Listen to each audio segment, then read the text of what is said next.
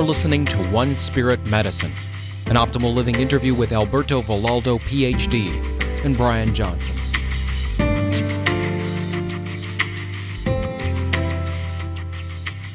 Hi, this is Brian. Welcome back to the Optimal Living interview series. Today, I'm really excited to be chatting with Alberto Villoldo, PhD, who is extraordinary. He's written One Spirit Medicine along with a number of other books. I'm a big fan. We've featured his Courageous Dreaming and Power Up Your Brain as well. I'm going to tell you a little bit more about Alberto from his bio, and then we will jump in. So, Alberto is a psychologist and medical anthropologist who studied the healing practices of the Amazon and Inca shamans for more than 25 years. While at San Francisco State University, he founded the Biological Self-Regulation Laboratory to study how the mind creates psychosomatic health and disease. Dr. Villoldo directs the Four Winds Society, where he trains individuals in the US and Europe in the practice of energy medicine and soul retrieval. I find your background as an integration of a PhD medical anthropologist and a practicing shaman incredibly inspiring and empowering. So thank you for being here, Alberto, and I'm really excited to chat. Thank you, Brian. Thank you so much. Well, One Spirit Medicine, and of course we could also talk about Courageous Dreaming and Power Up Your Brain, but I'm excited to chat about One Spirit Medicine today. The subtitle is Ancient Ways to Ultimate Wellness, and you really integrate the ancient shamanistic wisdom with modern science. And can you just start by describing for us what is One Spirit Medicine? Well, when you look at the Western science and how many different ways there are of being sick in the West, we have 14,000 different diagnosable illnesses. And I remember my time in the Amazon with the shamans, and I asked them, well, how many different diseases do you have? And they said, one. There's only one disease, and there's only one cure. So yes, from a perspective of simplicity, it's incredibly elegant. And the cure is one spirit. The illness is the disconnection that we have from ourselves, from nature, from our ancestors, and from our own our own bodies. And one spirit refers to the state of communion that allows for healing to happen.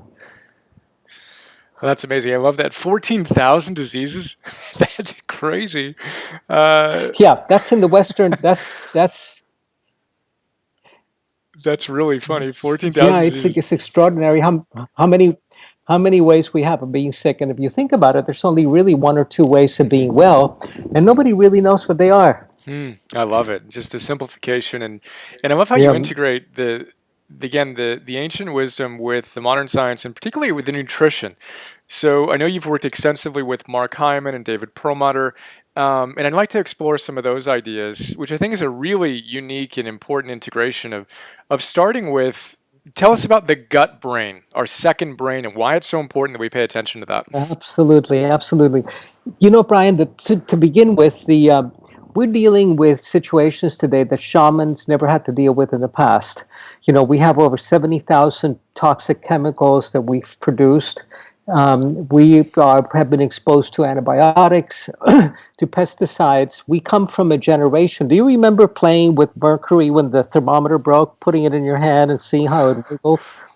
And so we've been exposed to toxins that indigenous people never had to deal with before. And so today, the first thing that we need to do is to begin to detoxify. And the primary way that we detoxify first is by keeping pathogens out, which is what the gut does. And if you have a balanced gut flora, microflora, you're basically going to you're 90% of the way there. So this is our gut brain. It's the second brain that we have, over 100 million neurons that are in the gut that regulate the entire process of taking the outside world and making it you. Because when you eat a piece of broccoli, you've got to turn that piece of broccoli into you. And this is what the flora does. And so we, in effect, are a colony organism. And humans have about 25,000 genes. But a grain of rice has over 80,000 genes. A flatworm has 75,000 genes. So nature experimented with humans by making us a colony organism. We've hijacked the genetic machinery of over 600 species of bacteria that live within us and that are 90% of who we are. And they turn the outside world into us. And they are the ones that, 85% of our immune system is in the gut. And today our gut is so out of balance because of our diet primarily, and because we haven't been exposed to. We used to have something called the backyard, where you put everything in your mouth when you were a kid, and now when one of the kids comes in with dirt in their mouth, we rinse it out with a mouthwash, which is the worst thing we could do because we're destroying the flora in the mouth and in the gut. Yeah, that's amazing. And just to highlight the point you just made, something like 10 to 1 is the relationship between kind of what we consider us versus foreign substances. Is that right? Well, their DNA outnumbers our DNA 10 to 1. Wow. It's hard to believe. And the whole 100 million Pretty amazing. that is amazing. And the 100 million neurons in our gut, literally every time I read that, I just am blown away by it. And can you tell us about serotonin and how more of that is produced in our gut than in our brain, and how that affects the kind of spirit molecule? You walk us through that in the book in a beautiful way. Well, this is really important because in order to create psychosomatic health, you need to be producing the spirit molecules, which are molecules that are very psychoactive, actually, but we produce them in minute doses, primarily when we sleep or when we meditate or when we have an ecstatic experience. So you need to be able to access these ecstatic states to create psychosomatic health. Otherwise, if you're producing only the stress molecules, which are cortisol and adrenaline, you're only going to be producing psychosomatic disease. And the gut, in fact, produces something upwards of 95%, is that right, of the serotonin in our bodies? Of the serotonin in our body. Yeah. And what the pineal gland does, which is incredible, we have this pineal gland in the center of our brain, is that when it's time to go to sleep, it takes serotonin and tweaks it a little bit and turns it into melatonin. And if you tweak... Sorry, go ahead. Well, if you tweak that melatonin a little bit more, you end up with ayahuasca or psilocybin with the tryptamines, because serotonin is a tryptamine. It just takes a little bit of tweaking of methylation, and you end up with a very powerful psychedelic drug, which is what the brain needs in order to go into these deep meditative states where you can begin to epigenetically modify the expression of the genes that create health or the genes that create disease. It's so good. And again, it just makes my head kind of spin to imagine that if I want to be a good meditator, I got to eat well, right? Absolutely. You absolutely do. That's so good. Yeah. See, the thing is that nature selected our species for longevity, not the individual, the species. So the way that you guarantee the longevity of the species is by getting the individual to reproduce. So this is kind of the operating system we're all born with. But we're personally at this point very interested in our longevity, each one of us, and living long and healthy lives. But what nature does in the operating system that we were born with is that at about the age of 40, when you pass your reproductive years, it begins to shut down the repair systems in the body. And, our hormone levels begin to get quirky and shut down. The growth hormone stops, you don't produce anymore. The natural antioxidants that are produced inside the cell, that system shuts down. And what the shamans of old discovered was how to turn on these systems again, how to switch them on so that you could get your health span to equal your lifespan. Amazing. And then what you talked to us about too is how to not switch them off by some of the most toxic behaviors we have, which I want to talk about in a moment, the specific nutritional things. But before we jump there, as we kind of went from our gut brain up to our brain with the pineal gland and all that good stuff, can you tell us about the limbic brain / mammalian brain and how it's kind of an inner tyrant vis-a-vis the neocortex? Well, we have four different brains inside our heads. And they evolved at 4 different times during the evolution of life on the planet. So we have a reptilian brain that we share with the lizards and the snakes and the reptiles. We have a mammalian brain that we share with all the mammals in the planet. And this brain is encased in the neocortex. It's a brand new brain that's become operational in humans and whales and dolphins. And then we have the prefrontal lobes of the brain that some neuroscientists are calling the God brain, because it's that part of the brain in the frontal cortex that allows you to have these experiences of one spirit, of communion with all life. And the problem with the mammalian brain is that it was really practical when we were living as Neanderthals or with the Neanderthals, because it has 4 subroutines, 4 operating programs, which are fear, feeding or scarcity, fighting, violence, and predatory sexuality. Now, most of the planet is still working on this brain. And and what you have is a planet that's living in scarcity, that's living with low self-esteem, and that is living in violence. So this is the brain that's in the driver's seat, and it becomes a tyrant. It's a tyrant king. The kings of old told you, you got to go fight a war, and you've got to go kill, or you've got to go die, and that's what you did. And today, many of us are waking up and saying, hey, wait a minute. Who's the enemy here? Yep. And a big part of the book, of course, is to help us properly relate to that part of our brain and to more consistently live from that higher place. Absolutely. Well, see, this brain encodes its programming in the emotions. And what I like to suggest is that we cannot ever really heal our emotions, but we can do away with our emotions. We can get rid of our emotions. And instead, we can have feelings, because feelings are authentic. Emotions are this residual ancient programming of the limbic brain. And feelings pass through you. You know, if you've ever wanted to kill someone, and most of us have, if you've been married or if you have children, you've wanted to kill at one point or another, and then a few moments later you go, how could I have felt like this towards this person that I love the most? It passes, but emotions linger. We've all been angry for 20 minutes, and remember that the nervous system resets itself every 20 minutes. So if it lingers for more than 20 minutes, it's not an authentic feeling, it's an emotion. If you've been angry for 20 days or 20 years, that's a toxic emotion, and we have to eliminate them. And we do that by upgrading the quality of the brain. Well, let's talk about how we do that. So what are some ways that we go about upgrading the quality of our brains? Well, there are a number of different things. One is don't watch any war movies. Don't feed that brain the violence that it thrives on. Don't read the news. Shut down your television. Cancel your newspaper subscription. But on a more practical level, what we have to do is to feed the brain the superfoods that it needs to repair itself and to upgrade its quality.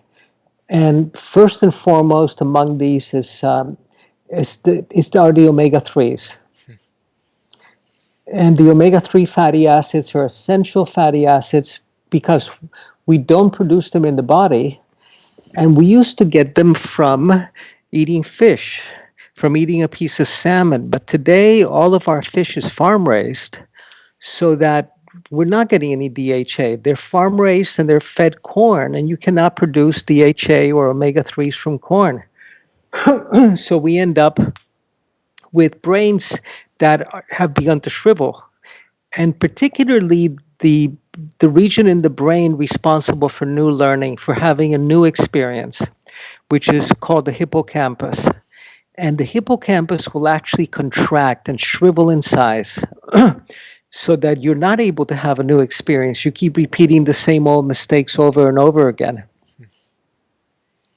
Amazing. So much there. I've got a friend of mine that invited me to his wedding recently, and it was his 5th wedding.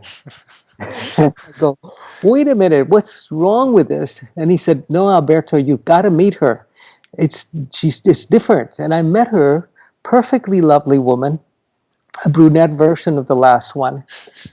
And I said to him, look, you have to stop looking for the right partner and work on becoming the right partner.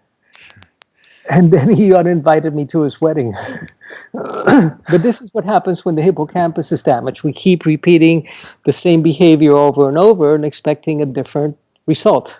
If I remember the story correctly that you shared in the book anyway, 6 months later, he also ended that wedding, didn't you remember? He ended that one. He called me up and he said, why did you let me do it? So we got to repair the hippocampus. DHA, omega-3s are absolutely brilliant for that. That's amazing. But then we also have to detoxify the brain. Remember that toxins are stored in the long-lived molecules in the body. And the longest-lived molecules in the body are fat.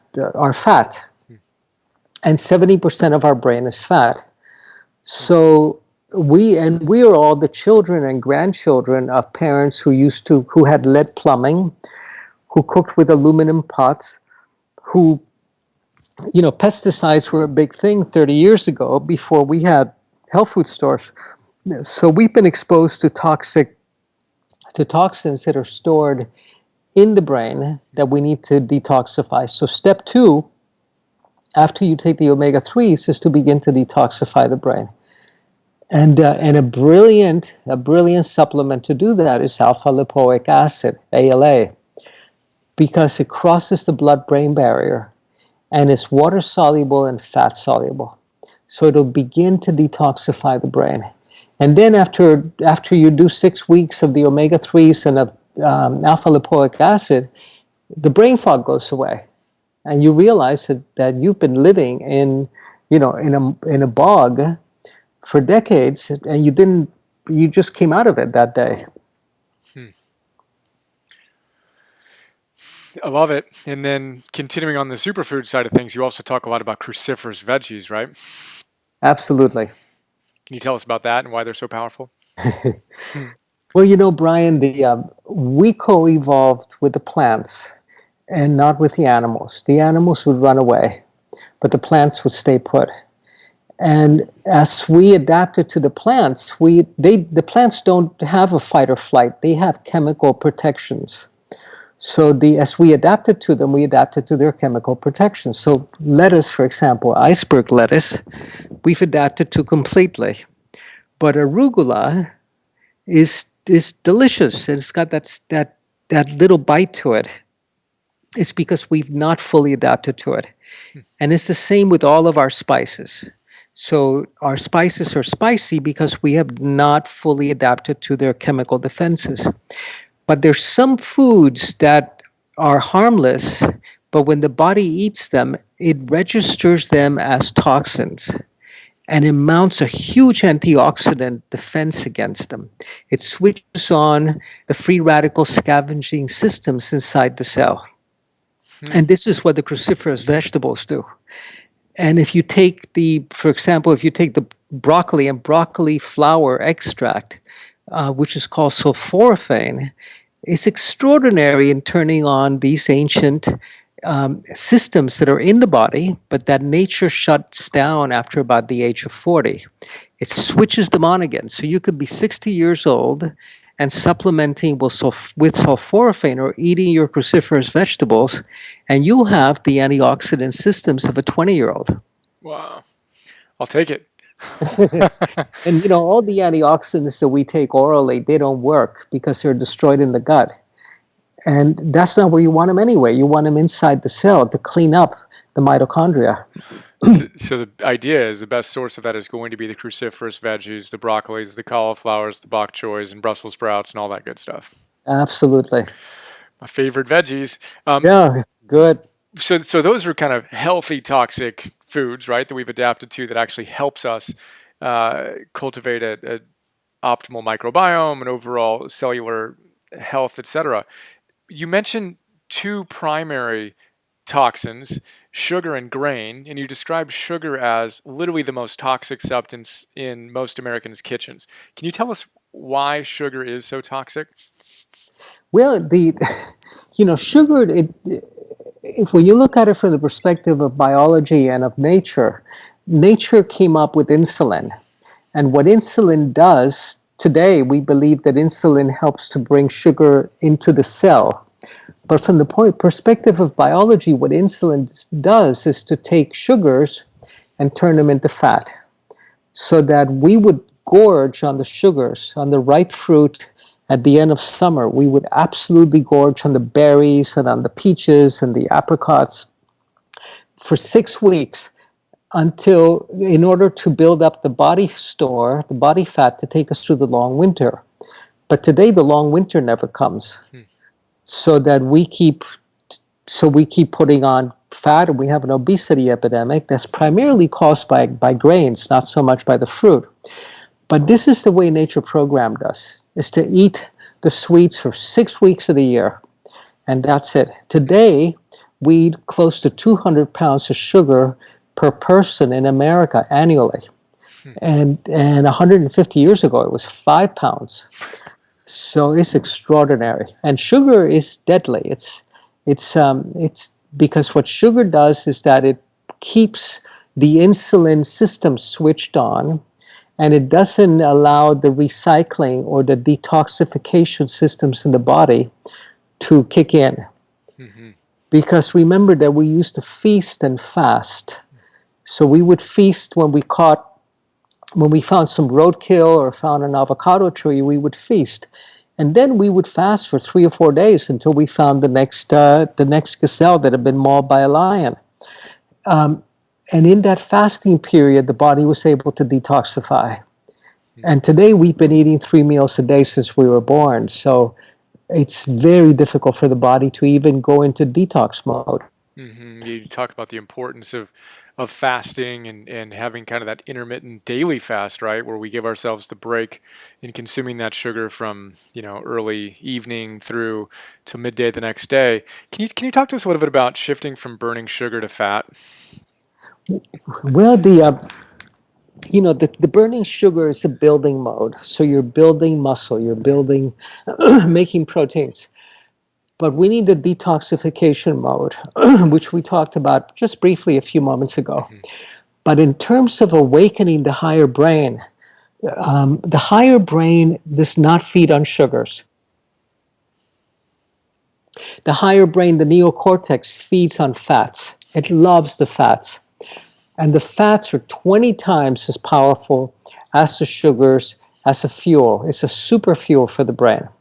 So we cannot access these states of one spirit and of communion while eating sugars. The sugars will feed the Neanderthal limbic brain and keep us living in aggression and in scarcity and in fear. So it's only when we're able to switch on to the ketones, which are the really healthy fats, that we're able to access a higher brain function. So when I talked to Dr. Perlmutter, I said counterintuitive, and he corrected me and said it's not intuition that's being countered, it's conditioning. So it's so counter conditioning for me still to realize that the sugars are what's making us fat, and that consuming fat doesn't make us fat. In fact, it's the primary preferred fuel for our brains. And I love the way both of you articulate that. And there's so much more we can talk about there. But I'm going to leave it there for now and tell us about. But it's not only the sugars. Remember that it's the carbs. I was just going to go there. Yeah, the grains. Tell us about the grains. Absolutely. There was a huge shift that happened in the history of humanity around 6,000-7,000 years ago with the discovery of agriculture. With the coming of agriculture, you have our diet changing from primarily fats and proteins. Our diet changes to one that's based on grains. And at the same time that you have the discovery of grain, you have the discovery of religion and the discovery of warfare. And they all go hand in hand. In fact, even the grains are really the basis of all of the religions of the world. You find that they're embedded even in the Lord's Prayer, where you pray, and give us this day our daily bread. That the prayer should say, "Give us this day our daily fats and proteins." But what happens is that with the rise of agriculture, our diet shifts dramatically. And the carbs, the grains, tend to feed this old brain, the mammalian brain that we talked about it being very predatory, living in scarcity. And you have suddenly you have an inability to reach the higher states of consciousness that you read about in all of the sacred literature. These individuals who were able to speak with God, who felt communion with all life, who were in ecstatic states of samadhi or cosmic union, it's become the stuff of literature and folklore. And it's because of our diet. Again, fascinating to see that interconnectedness there. Well, fantastic. We just did some great stuff on that part of the book and your wisdom, and of course, so much of it is based in the mythology and creating new mythology around the medicine wheel. I want to touch on a few of the things you talk about in that regard. First, you mentioned briefly how we need to quit feeding the mammalian brain by literally stop watching the war movies, quit consuming so much news, and you shared a stat that just blew me away. Something along the lines of the fact that in 1 week, via TV and internet alone, we are more stimulated in that week than our Paleolithic ancestors were in their entire lifetime. Is that an accurate recounting of that? Well, we don't have any way of measuring the bandwidth of our Paleolithic ancestors, but it's a pretty good guess. And also, Brian, remember that this primitive brain we're talking about, the mammalian brain, it cannot tell time or distance. So it cannot tell the difference between something that happened to us when we were 4 and something that's happening now. And it can also not tell the difference between something that's happening in Iraq or Syria. And, this brain believes that the barbarians are at the village gate and they're about to overrun us, so that it keeps us living in fear. So we have to be careful what we feed our brains. And it's because whatever you put in, it's what's going to be inside your head. But the one area that we haven't talked about is the energy field and the importance of the information field that exists and that informs and creates the body. So I don't know if you want to go there. Yes, I would love for you to. Please do. Because we're so focused in our Western mind on the literal and the physical. And so that we're still kind of working with Newtonian mechanics, and we forget that there's quantum mechanics, and that because we're still obsessed with matter and with form. And there was a big debate that happened just about 100 years ago when they were trying to determine whether the electron was a particle or a wave. And physicists finally determined that it was both. It was both a particle and a wave. And we have both a particle and a wave state. Our particle state is our body. Our wave state is when we are without a body. But they both coexist. When you are in your particle state, you still have this information field that surrounds your body that actually extends to infinity, but that is most dense around your physical body, which is the information field of who you are, of the genetic predispositions you have, of the cancers that run in your family or the heart disease. And what the shamans discovered how to do was how to upgrade the quality of the information in the field so that you didn't have to live out what they call the genetic curses, the illnesses that run in your family. So you could epigenetically modify the state of your health by tweaking on the genes that create health and switching off, silencing the genes that create disease. And this is where the greatest contribution of the shamans lie. Amazing. And this is also kind of the second part of the book, you'd say, right? Precisely. with the mythology and walking us through the medicine wheel of starting in that south and the west and the north and the east, and each of those journeys and mythological truths that we experience and integrate in that process, right? Well, yeah, because if we're only focusing on the physical, we're forgetting the whole entire dimension of the sacred. And the sacred is absolutely essential. Mm-hmm. Without a sense of the sacred, our journey through this life is pretty meaningless. It's a matter of accumulating and having the best time we can. But but our relationship to the sacred and our sacred nature is at the core of what my book One Spirit Medicine is about. So after you do the detox, after you upgrade the brain, then you're really ready to start having the real fun, which is experimenting what we can create, how we can dream the world into being. That's amazing. Can you give us a quick tour? I realize, this is so much of the book, but the quick tour of that each of our directional points. Well, in the ancient lore, in every culture, you find that there is a medicine wheel, which are the four cardinal points. But for the shamans in particular, they represent four steps to power and to wisdom. And the first step, which is identified with the serpent, has to do with healing yourself, with shedding the past the way the serpent sheds her skin. And after you do that, you go to the west, which is represented by the jaguar. And there you have to shed your genetic legacy and your stories that come with your family of origin, so you don't keep repeating them. And the jaguar is the figure that takes you mythically, symbolically beyond death, and you actually literally experience that journey beyond death. The shamans say that the object of all of the wisdom teachings is to learn how to get out of this life alive. And so in this direction with the jaguar, that's where you learn. You step beyond death and therefore lose your fear of death. And you can live life fearlessly at that point. The next step is in the north, which is the hummingbird, represented by the hummingbird. And the hummingbird is the one who embarks on the epic journey, because they migrate from Canada to Brazil every year. And they don't go, well, we don't have enough wings, we don't have enough money, there's no flowers to suck on until we get to Cuba. They go. And this is the responding to your calling. What is your calling? And One Spirit Medicine is founded on the notion that your healing will happen once you discover and respond to your life calling. And that's an absolutely essential part of your healing. The diet is not enough. The meditation is not enough. What did you come here to do in this life?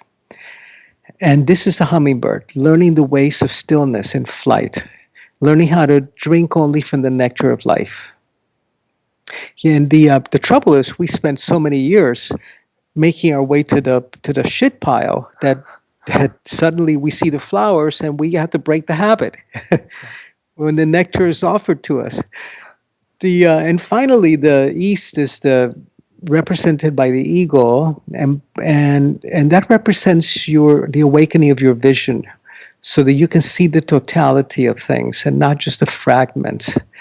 And then you can begin to co-create, to dream a healthier, more healed, more beautiful world into being.